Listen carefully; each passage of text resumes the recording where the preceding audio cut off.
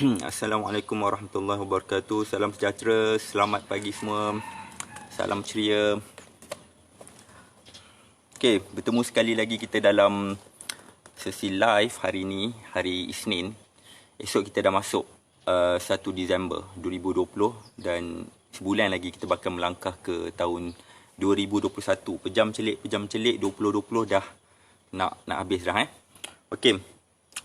Bagaimanapun sama-sama kita jaga kesihatan kita dalam musim-musim wabak ni Okey, waalaikumsalam. Puan Salizah, selamat pagi. Okey, siapa lagi yang sedang menonton, anda boleh komen di bawah. Saya nak tengok siapa yang sedang tengok live saya. Puan Nurmala Yasin, waalaikumsalam. Okey, hari ni topik menarik sebab saya dapat satu soalan. Saya buat benda ni dah lama tapi istilah tu saya tak baru dengar. Istilah tu baru dengar. Tapi konsep tu dah lama dah.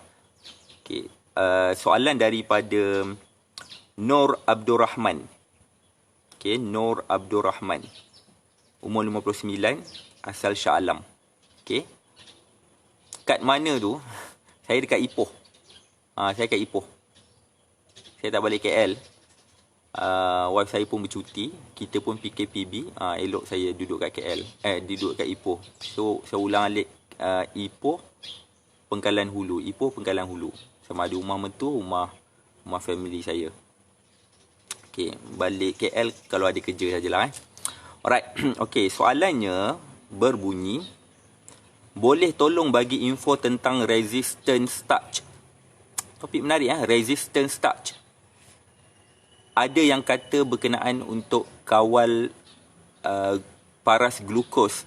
Ada yang kata tiada kesan. Jadi resistance starch ni mitos atau fakta? Okey, resistance starch ni ini first time saya dengar istilah ni, tapi konsep tu kita dah faham sangat lah. Cuma resistance starch tu. So resistance starch ni, starch tu apa? Starch tu adalah kanji. Starch tu adalah kanji. Resistance starch tu adalah kanji yang mana kalau kita makan dia boleh kawal glukos, paras gula dalam darah. Jadi bagus untuk sakit diabetes.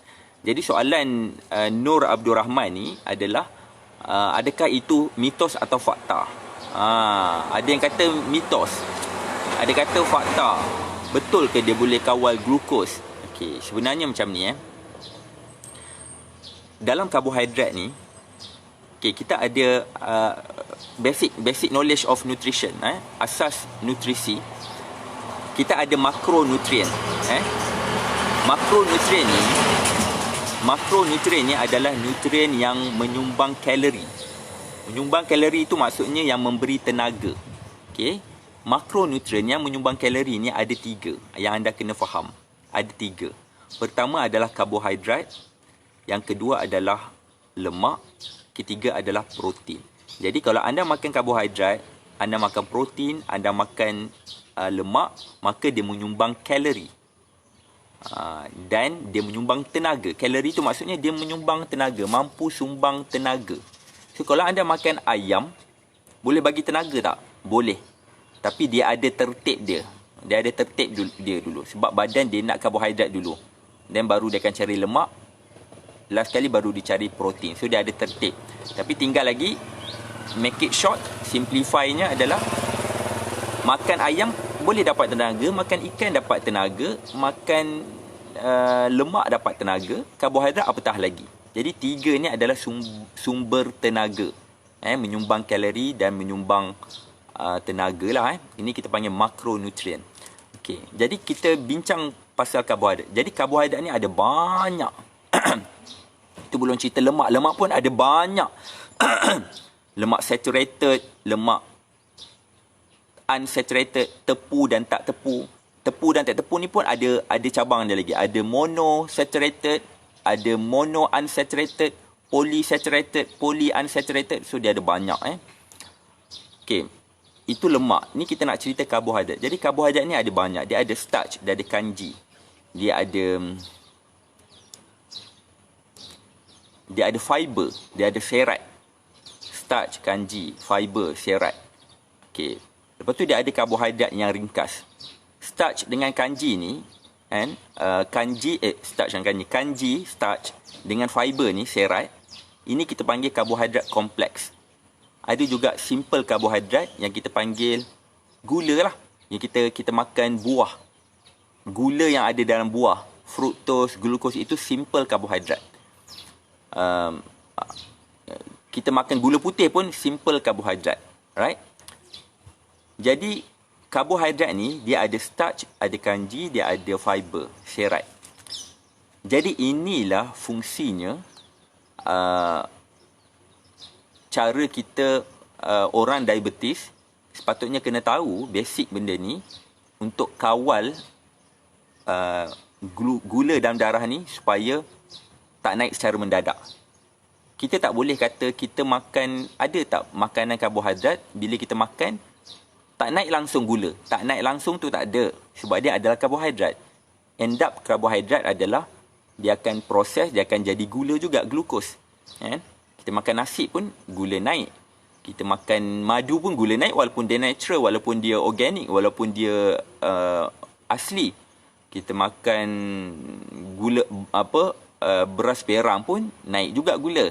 Tetapi kita boleh pilih sama ada nak naik cara mendadak ataupun nak naik secara perlahan-lahan. Kalau naik secara perlahan-lahan, kan, kita perlu untuk tahu makanan yang boleh naikkan gula secara perlahan-lahan. Supaya katakanlah kita makan pagi tu kita makan makan karbohidrat yang boleh naikkan gula secara perlahan-lahan, yang tak terlalu mendadak. Pukul 8 kita makan, kan? Kita makan benda tu. Pukul 9, pukul 10, pukul 11, gula dia naik slow. Daripada 5.5 dia naik 6, dia naik 7, 1 jam dia naik. Jadi sebab apa kita nak dia naik slow? Supaya dalam tempoh pukul 8 kita makan tu, pukul 12 kita nak makan tengah hari lagi, kan? Jadi kita adalah tempoh bekerja tu untuk bakar gula. Barulah gula tu dia tak naik secara mendadak sebab dia sedang dibakar. Berbanding kalau kita bancuh air gula ataupun kopi O kita letak gula, kita minum, terus naik mendadak. Padahal kita breakfast pukul 8 pagi, kita minum kopi, kita bancuh kopi dengan gula. Jadi pukul 8.30 tu gula dah naik mendadak. Padahal 8.30 tu kita tak start buat kerja lagi pun. Pukul 9 tak ada kerja lagi. So kita tak nak dia naik secara mendadak. Jadi dekat sinilah kena faham ilmu asas nutrisi. Karbohidrat apa yang kita nak pilih. Yang ni yang saya panggilkan teknik. Ini yang saya panggil teknik. Rupa-rupanya soalan daripada Nur Abdul Rahman tadi. Kan? Dia tanya berkaitan resistance starch. Bila saya baca balik, rupanya ini ke resistance starch. Yang saya faham starch dengan fiber saja. Resistance starch ni istilah saja. Dia yang anda nak kena tahu starch tu saja. Starch. Okey. Starch ni dalam karbohidrat ni dia ada starch kompleks karbohidrat. Karbohidrat yang sangat kompleks untuk dicerna. Starch, kanji, lepas tu dengan fiber, serat. Okey, kedua-dua ni bila kita makan dia end up dia dengan sugar juga. Dia akan menyumbang kepada sugar, gula. Tetapi disebabkan dia terlalu kompleks, badan ambil masa untuk proses dan bukan kita yang proses. Dia ada makhluk lain yang tolong proses yang kita panggil probiotics. Probiotics. Biasanya bakteria probiotics yang tolong proses untuk kita. Jadi dia lepaskan gula slow. Jadi memang ada istilah resistance starch. Jadi resistance starch ni, soalan pada Nur Abdul Rahman ni, dia kata betul ke ada? Ya, betul ada. Resistance starch ni adalah makanan yang berunsurkan kanji yang kalau kita makan, dia memang ada kesan pada tubuh badan dengan cara gula dilepaskan dalam aliran darah secara perlahan-lahan, tidak terlalu mendadak. Memang ada. Okey. In fact, kalau anda, siapa yang dah pernah, yang dah baca buku Makan Untuk Kurus, buku Makan Untuk Kurus ni, dia bab yang ke-8. Saya kata resistant starch, apa benda istilah resistant starch? Saya tahu starch saja. Ini istilah resistant. Resistant tu orang saja gelarkan. Dia teknik ke-8. Teknik ke-8 bagi dalam buku tu, teknik ke-8 dia apa tipu untuk kenyang. Ada dalam buku Makan Untuk Kurus, anda baca bab ke-8. Teknik ke-8 tu adalah tipu untuk kenyang. Bagaimana kita nak tipu diri kita ni, kita makan sikit tapi kita kenyangnya bertahan lama. Ambil makanan-makanan benda ni. Saya ada kupas dalam teknik ke-8. Tapi saya tak gunalah istilah resistant starch. Saya guna istilah kanji, fiber, kompleks karbohidrat, itu saja. Okey. Jadi memang ada. Jadi apa dia resistant starch ni? Okey, resistant starch ni adalah sejenis karbohidrat yang susah untuk digest, yang susah untuk cerna dalam usus kecil kita. Biasanya kalau kita makan nasi, perut dia hadam. Bila dah hadam semua tu, dia dah hancur semua tu, perut ni dia tolong hancur saja. Tak ada penyerapan apa-apa, dia hanya hancur saja. Jadi bila kita makan nasi, perut hancurkan. Lepas tu nasi yang dihancurkan tu, dia dalam bentuk macam liquid tau. Dia akan mengalir lalu ke usus kecil. Daripada usus kecil inilah dia diserap. Dari usus kecil inilah dia diserap. Glukos yang kita makan daripada nasi tadi tu, zat-zat apa yang kita makan tu, dia diserap melalui usus kecil ke aliran darah. Darah akan bawa glukos ke badan kita lah. Okey. Tapi kalau kita makan starch, kita makan kanji, kanji ataupun fiber, serat ni, dia susah nak cerna. Sebab badan kita ni, dia tak didesain untuk cerna fiber sebenarnya. Dulu saintis dalam bidang nutrisi, tahun, saya ingat awal 1900 macam tu saintis hampir kata kita makan fiber ni tak ada fungsi dalam tubuh badan. Tapi bila ilmu tu dikembang, rupanya ada fungsi rupanya. Fiber ni ada fungsi.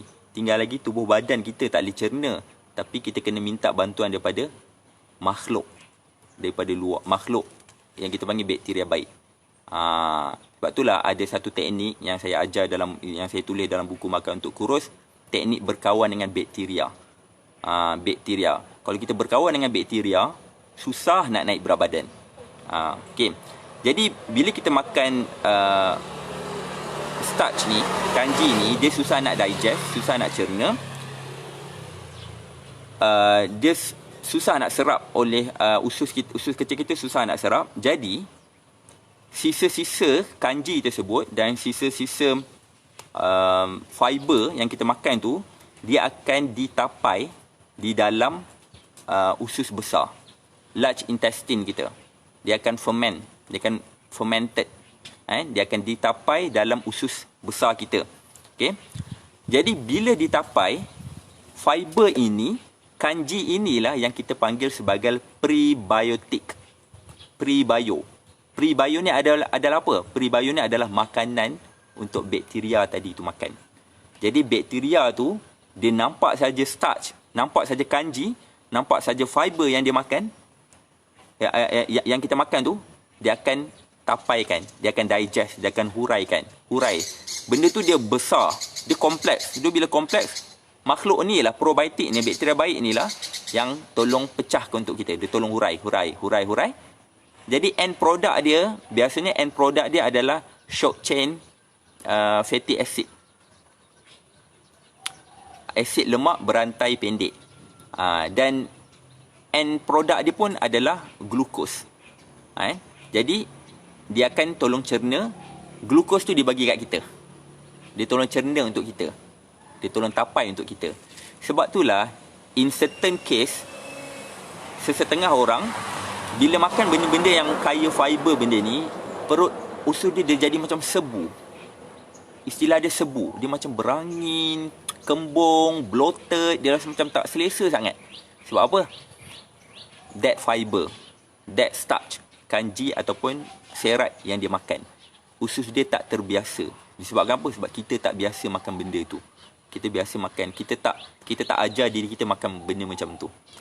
Kalau kita ajar diri kita makan benda tu dulu, introduce pada usus besar kita, introduce probiotik dalam ni dengan feeding, bagi dia makan starch, makanan dia. Ini semua prebiotik adalah makanan untuk probiotik. Bagi dia makan starch, bagi dia makan serat. Maka lama-lama ada kebaikan untuk tubuh badan dari segi digestion process. Ada juga kajian, certain journal, ada kajian yang saya baca, banyak probiotik ni satu ilmu baru nak berkembang. Ada kaitan, saya pergi conference tahun lepas, ada saintis daripada India ke tak silap, ada banyak negara, saya dah lupa siapa researcher tu, pembentang tu, dia kata dia kaji berkaitan probiotics for cancer, untuk cancer treatment, guna probiotik. Ada probiotik untuk tingkatkan immune system, probiotik untuk tingkatkan digestion proses tu dah biasa dah. Ini untuk immune system. Ada kajian berkaitan dengan probiotics. Jadi probiotics ni adalah, probiotik ni dia tak semestinya bakteria. Probiotik ni ada banyak. Probiotik ni istilah saja. Pro lah. Bio tu adalah kehidupan. Pro kehidupan. Lawan dia adalah antibiotics. Yang kita makan ubat antibiotics tu. Bila kita makan ubat antibiotics, dia akan bunuh semua kuman. Patogenik bakteria pun dia bunuh. Good bakteria pun dia bunuh. Sebab itulah bila kita makan antibiotics. Bila kita makan antibiotics, lepas habis antibiotics tu, kita kena tahu macam mana kita nak tingkatkan balik probiotik yang ada dalam tubuh badan kita. Supaya lepas kita habis antibiotik, kita tak ada dapat masalah sembelit dan sebagainya. Perlu makan antibiotik. Saya pun kalau macam gigi, gusi bengkak apa, dentist, doktor gigi dia bagi antibiotik. Saya makan untuk surutkan bengkak. Kalau tidak, macam mana kita nak ni? So perlu juga. Tapi bila dah makan, kita tahu macam mana kita nak top up balik.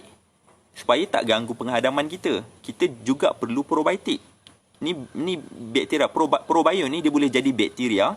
Dia boleh jadi fungi, iaitu kulat-kulat yang kita ambil dari tempe. Tempe tu probiotik. Tempe tu probiotik tapi jenis fungi. Apa lagi? Apa namanya? Yogurt probiotik tapi bakteria. Dia ada fungi, dia ada bakteria. Virus tak ada. Apa lagi ada? Lupa dah saya ni. So dalam topik tu saya ada sebut berkawan dengan bakteria dalam buku makan untuk kurus tu ada. Okey. Jadi kita perlu berkawan dengan dia. Kita perlu berkawan maksudnya kita perlu feeding dia. Jadi bila usus kita sihat tu maksudnya environment dalam usus kita tu berada dalam keadaan cantik. Jumlah probiotik dia cukup. Maka kita tak ada istilah sebu perut berangin, makan tu tak boleh lah, alah lah, makan susu tak boleh lah, muntah lah. Itu usus, something wrong, usus. Badan-badan berangin, urut sikit, sendawa, itu semua berkaitan dengan usus. Tapi orang kita lain. Orang kita kalau kita berangin, kita pergi urut. Kita ingat, angin, badan rasa berangin, urut, keluar angin. Bukan kita keluar angin, tukang urut yang keluar angin. Dia kata badan banyak angin dia. Sebab apa tukang urut keluar angin? Dari segi sains pun saya pun tak nak relate. Kenapa tiba-tiba urut badan, dia pula berangin. Kata angin tu dah transfer pada dia. Tapi kalau ikut logik sains, saya pun tak boleh nak uraikan lah. Macam mana angin boleh transfer kepada badan dia? Kita pun tak tahu. Tapi tak tahulah dari segi ilmu perubatan yang lain, wallahualam. Dari segi sains, knowledge saya berkaitan tu limit. Saya pun tak boleh nak urai. Tapi kalau buat lega, buat sajalah. Tak ada masalah. Okay? Jadi biasanya kalau berangin, sebu, something wrong dengan usus kita. Yang kita kena top up probiotics. Makan makanan yang kaya dengan prebiotics. Macam kanji, macam fiber, serat ni. Tapi janganlah ambil dalam kuantiti yang banyak. Kalau kita makan benda tu, kita tahu makan benda tu rasa macam sebulah, berangilah perut, bloated perut, tak selesa. Jangan ambil banyak. Introduce sikit. Sama juga macam orang yang alah susu, lactose intolerance, tak boleh minum susu. Boleh dengan syarat kita minum sikit. Minggu ni kita minum seteguk dulu. Minggu depan minum seteguk, minum 2 teguk lagi. Sikit. Cukup sebulan, cukup 2 bulan, 3 bulan, perut dah terbiasa, lama-lama dia boleh hadam. Kita boleh ajar usus kita penghadaman untuk hadam benda tu. Jadi apa dia makanan yang kaya dengan makanan-makanan yang resistant starch, yang tahan kanji. Di istilah resistant starch lah, benda-benda yang kaya dengan kanji. Ini adalah karbohidrat kompleks. So antaranya adalah oat. Oat adalah makanan yang fiber ada dan dia juga resistant starch. Oat.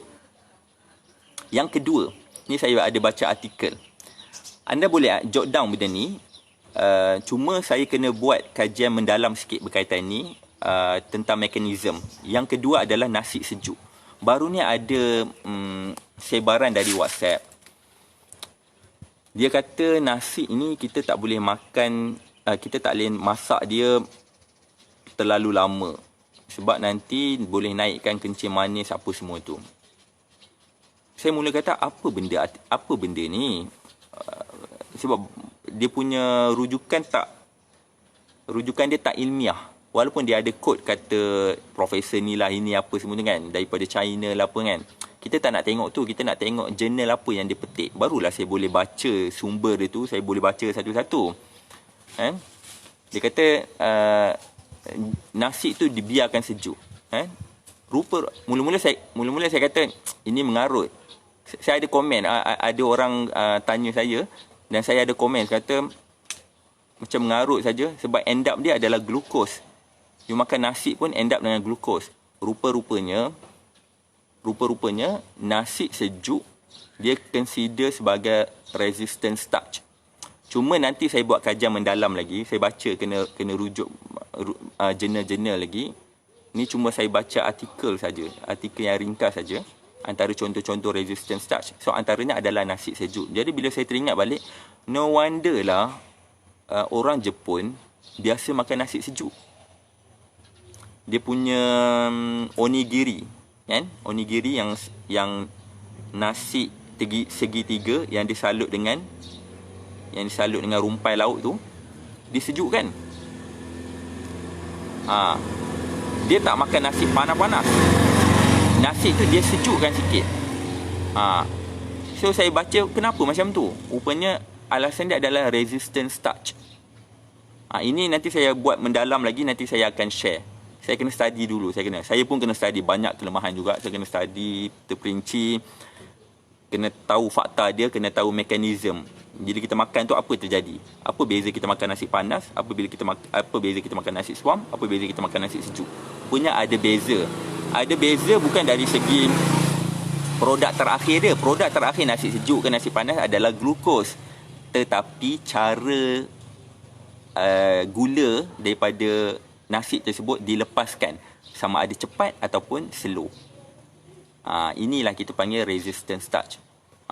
So antara makanannya adalah nasi sejuk. Nanti saya uraikan. Next time saya akan study dulu. Anda ambil dulu poin ni. Yang ketiga adalah grains. Grains ni adalah biji rain lah. Antaranya adalah barley. Barley bagus. Barley antara resistant starch. Dan barley pun memang saya ada sebut dalam buku MUK, glycemic index dia rendah. Barley antara glycemic index dia rendah. Glycemic index rendah. Jadi bila makan makanan yang glycemic index rendah, gula dilepaskan slow-slow dalam aliran darah dan bagus untuk diabetes. Yang keempat adalah beans and legumes. Kekacang yang bawah tanah. Kekacang bawah tanah kita panggil beans. Kekacang yang atas pokok kita panggil nuts. Almond kan, badam, pistachio, semua atas pokok, itu kita panggil nuts. Tapi yang bawah tanah ni, kacang tanah, soya, ini kita panggil beans, lentils, beans and legumes ataupun lentils. Okey, yang kelima adalah cool potato, ubi kentang sejuk. Jadi bukan yang sejuk-sejuk tu, ubi kentang, potato, ubi keledek ke ubi kentang? Ya Allah, itu sweet potato kan, potato. Okey, ubi kentang. Okey, ubi kentang ni kita rebus, kita sejukkan dia dulu, baru kita makan. Punya ada kesan, ada kesan. Saya pun baru terperasan. Tak terfikir pun. Beza makan benda sejuk, benda panas. So, rupanya ada beza. Yang keenam adalah green bananas. Green bananas ni, ini memang betul. Pisang hijau. Dia ada pisang yang dia dah masak tapi dia masih warna hijau. Dia dah boleh makan tapi dia masih ada hijau-hijau. Anda pernah tengok tak? Pisang kan ada gambar pisang yang ada gambar pisang yang berwarna berlainan tu. Ada warna hijau, dia katalah kalau dah hijau ini bagus untuk apa. Warna kuning bagus untuk apa. Kalau dah terlalu masak, ripen tu bagus untuk apa. Memang betul, hijau kehijauan tu starch dia masih well preserved. Jadi ini bagus untuk feeding probiotics bakteria. Dia adalah prebiotic. Kalau pisang-pisang hijau yang masak tapi dia masih ada hijau-hijau, dia bukan masak ranum yang lembik buat cokodok tu, yang masih hijau tu, itu bagus untuk probiotic bakteria. Ini pisang ni kita panggil prebiotics. So kalau nak makan pisang untuk usus kita, nak bagus untuk feeding usus kita, ambillah pisang, jangan terlalu masak sangat. Pisang yang kuning-kuning sedang. Dia ada macam hijau-hijau sikit, kuning-kuning dia tak terlalu sampai dah ada bintik-bintik. Dia pisang yang kalau kita pegang pun dia tak ada terlalu lembik. Kan pisang terlalu lembik orang buat cokodok je kan. So pisang yang terlalu lembik, prebiotik dia dah kurang. Prebiotik ni adalah starch lah. Kanji yang terkandung dalam ni. So dia mempengaruhi probiotik dalam usus kita. Jadi kalau nak makan pisang untuk penghadaman, untuk pencernaan, good digestion process, makanlah pisang yang jangan terlalu masak ranum. Kalau ada terlalu masak ranum, buatlah cokodok ataupun buatlah lempeng. Kita dapat je lah gula pisang tu, dapatlah tenaga. Tapi yang dikatakan prebiotik tu dah tak ada dah. Yang masak-masak hijau biasa saya jumpa masak hijau So good, soalan yang bagus pada Nur Abdur Rahman. Saya tak pasti puan atau tuan. So saya tak panggil apa-apalah. Nur Abdur Rahman. Daripada Shah Alam resistance starch. Nanti saya akan buat kajian lagi. Saya akan baca lagi jurnal. Saya buat rujukan berkaitan dengan nasi sejuk tu. Sebab dah viral dalam WhatsApp. Okey, terima kasih kerana menonton.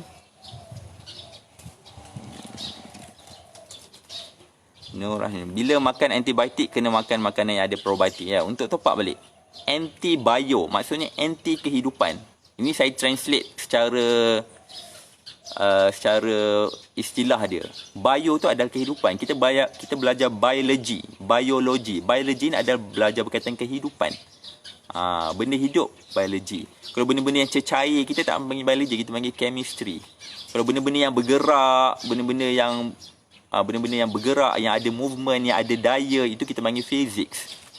Bio, kehidupan. Jadi antibiotik, anti kehidupan. Sebab dia nak matikan kuman, terpaksa anti kehidupan.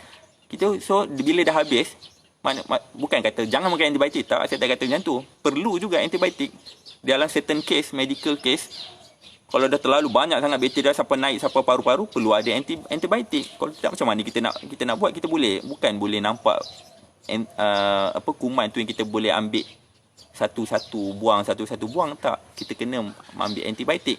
Tapi bila dah habis antibiotik tersebut, mesti kena top up balik probiotik. Mesti kena build up balik probiotik. Environment dalam usus tu kena cantik.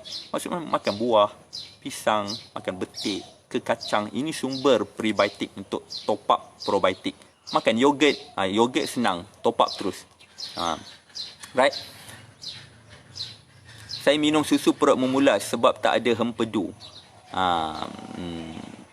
Kalau tak ada hempedu, tak ada satu cara untuk tumbuh balik hempedu. Tapi kena elakkanlah. Kalau orang yang tak ada hempedu ni, dia membantu untuk proses pencernaan lemak dan pencernaan kolesterol.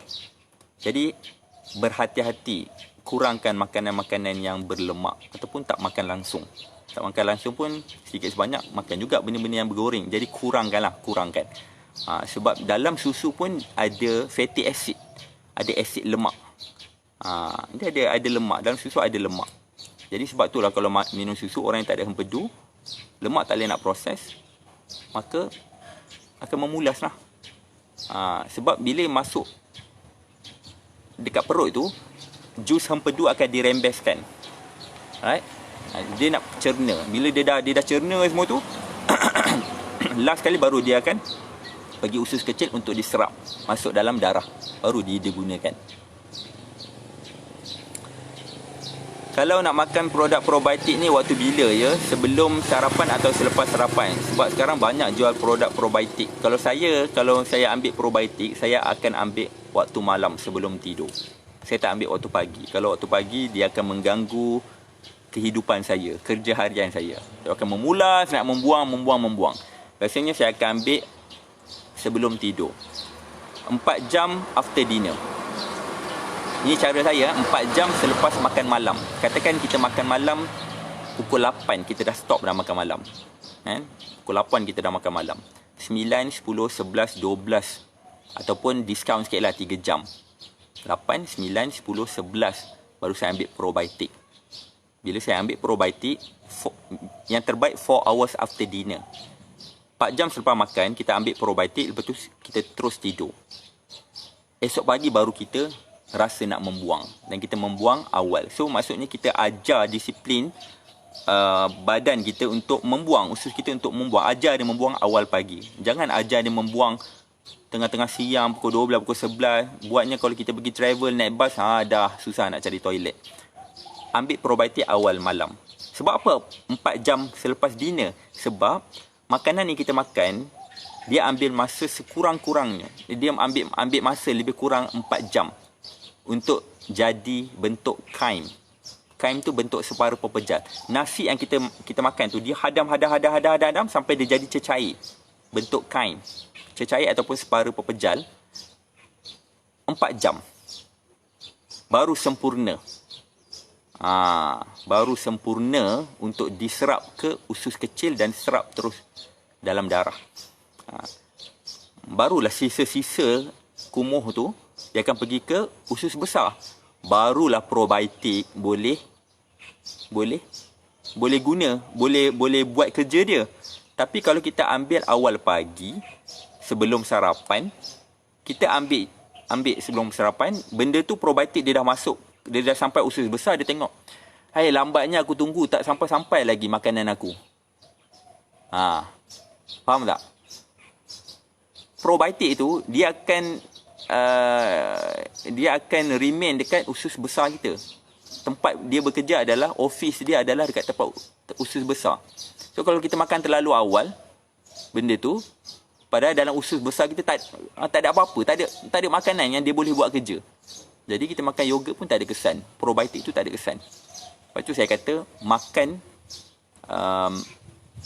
waktu 4 jam selepas dinner. Jadi dinner kita dah makan semua dah cerna apa semua dah sempurna 4 jam semua tu. Saki baki sisa-sisa kumuh tu bersedia untuk dibuang. Bila dia bersedia untuk dibuang, dia akan pergi ke usus besar. Jadi bila time tu kita makan yogurt sampai, probiotik tu dah sampai ke usus besar, tengok, ada makanan aku lah untuk dia digest, ada fiber lah, ada starch lah, so dia tolong cerna lah. Itu ni cerita kampung lah, supaya mudah faham lah. Ambil sebelum tidur, kalau boleh 4 jam selepas makan malam. Sebab tu ada orang ambil probiotik dalam bentuk kapsul, telan, tapi dia tak tahu bila masa nak telan. Dia kata orang tu makan bagus, dia pun makan je. Sebab tu nak makan suplemen kena tahu. Kena tahulah macam mana nak dapat kesan. Bukan kata benda tu tak bagus, tak ada kesan. Tapi sebab kita makan, kita tak ada knowledge, so tak ada kesan lah kita makan. Kalau kita beli produk probiotik, amalkan yogurt saja. Melainkan kalau anda betul-betul sembelit dah 1 bulan tak berak. Makan pisang pun tak jadi. Itu betul-betul kena probiotik. Biasanya saya akan suggest probiotik dalam bentuk powder. Kalau makan yogurt pun sebab dia hidup. Bila dia hidup, kadang-kadang berapa persen saja yang sampai. Kadang-kadang tak ada kesan. Yang terbaik ambil dalam bentuk powder. Kita bancuh, kita minum. Sebab probiotik dalam bentuk powder, dalam bentuk serbuk, dia telah melalui satu teknologi kita panggil PET teknologi. PET tu maksud dia PET, Probiotic Encapsulation Technology. Maksudnya setiap bakteria baik probiotik tu dia dah dikapsulkan. Ini kita panggil PET teknologi. Macam mana dia kapsul? Kalau dalam makmal saya tahulah nak buat. Ambil probiotik tu, probiotik yang masih hidup tu, kita ambil cecair liquid, kita panggil alginate. Dia ada alginate sulfate apa tak ingat lah. Alginate, lepas tu kita masukkan probiotik, kita kacau. Lepas tu biar dia kering. Bila dia kering, dia macam gam lah. Cecair alginate tu dia dah kapsulkan, dia dah tutup kuman tadi tu. Dia dah kapsulkan kuman. Jadi kuman terperangkap. Bila kuman terperangkap, dia bukan mati, dia berehat sekejap. Bila dia berehat sekejap, kan dia dah terperangkap. Lepas tu bila dia dah keras tu, kita powderkan dia dah. Hancur-hancurkan jadi powder. Lepas tu kita sachet-kan lah dia. Jadi bila kita nak ambil, kita ambil powder tadi tu, yang kuman dia bakteria probiotik tu dah dikapsulkan dalam bentuk powder. Kita bancuhlah dengan air. Bancuh dengan air sejuk, kita minum. Jadi bila dia masuk dalam, sempatlah dia sampai ke usus besar. Kalau kuman probiotik tu ada 1 juta, biasanya kalau ambil dalam bentuk powder, dalam 60%, 70% saja yang akan sampai. Yang lain akan mati. Dia termusnah. Sebab lalu perut mesti ada asid lah, terlalu banyak, ada benda yang kacau. So dia tak boleh survive. Sikit saja. So probiotik dalam bentuk powder sangat bagus untuk ambil. Lagi selamat lah. Lagi berkesan. Berbanding kita ambil yogurt. Yogurt berkesan juga, tapi kita kena makan kuantiti lebih. Sebab yogurt tu dia hidup. Bila hidup, kadang-kadang sampai kat mulut pun kadang-kadang dah mati. Sampai ke perut, lagi banyak mati. Sebab dia masih hidup. Dia masih hidup. Sebab tu kita panggil culture hidup. Life culture. Culture hidup. Yogurt. Tu jumlah dia pula sikit saja. Sikit saja. Berapa juta saja. Tapi kalau dalam bentuk powder, biasanya jumlah dia bilion. Jadi bilion, kalau 50% saja yang berjaya survive sampai ke usus besar, tak apalah, masih still banyak lagi 50% daripada berapa bilion. Sebab itulah ada orang makan yogurt, membuang air besar lawas, ada orang tak lawas. Tengok situasi dia, tengok condition dia. Bukan tengok jenama yogurt tu. Ada orang tengok jenama yogurt, semua yogurt sama. Sebab saya sendiri buat yogurt kat Mamal, semua sama saja. Tinggal lagi cara dia. Cara dia makan yogurt tu makan bersama apa. Ada tak prebiotik? Kalau top up saja tapi dia tak boleh nak buat kerja sebab prebiotik tak ada.